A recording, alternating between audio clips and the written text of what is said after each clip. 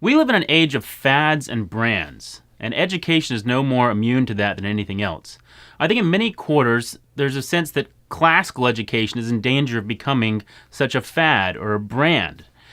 So, what do we mean by classical? I think it's important to recognize that as a parent, your number one priority is not to give your child the right brand of education, but to make sure that they get a true education. And if you find it helpful to think of that in terms of classical education, as we do, then great. But most fundamentally, classical education is simply about returning to the time-tested wisdom about what it means to truly educate a human person. A person who is body, soul, and spirit. A person who is called to be an image bearer of God, taking dominion over the world. To be an agent, not merely a tool in the hands of others. So this classical education is really something that we can just, a lot of it is just common sense. A lot of it is just attentive attunement to what makes students tick.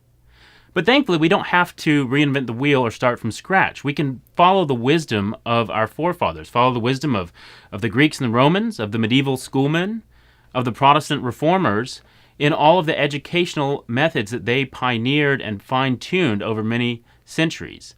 And that's really what classical education is taking the best of the riches of the ages and bringing that back into a modern classroom. Now, a lot of people ask, is classical education a matter of content or form? Is it about an educational method, or is it particular material that you're studying? And I would say it's both.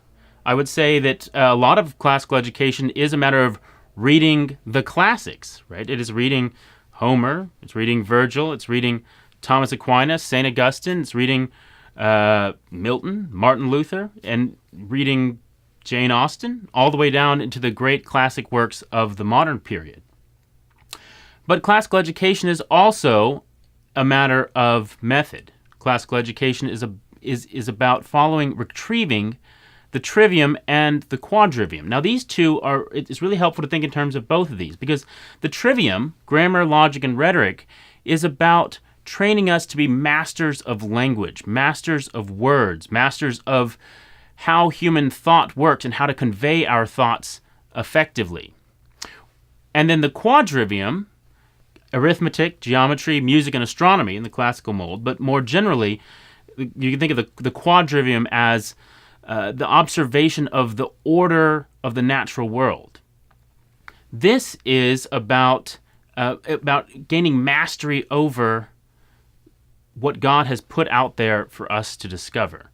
And I think the danger in modern education is very STEM-focused, right? And it tends to be, to overstress that quadrivium element, the focus on math and the natural sciences. Whereas sometimes I think classical education can be seen as a reaction to that and to be just privileging the kind of the language arts over against the math and sciences. Here at Loudon Classical School, we want to make sure that we are maintaining that balance, that we're giving the best of both, because we are created to be image bearers of the creating God. We are called to be sub-creators. And so we have to be simultaneously achieving mastery of knowledge over the order of His creation and mastery of how to be creators ourselves and understanding the great artifacts of human civilization. So this is really what a classical education does. It seeks to bring the best of both of these together. Attention to the world in which we find ourselves and attention to the words by which we study and navigate that world.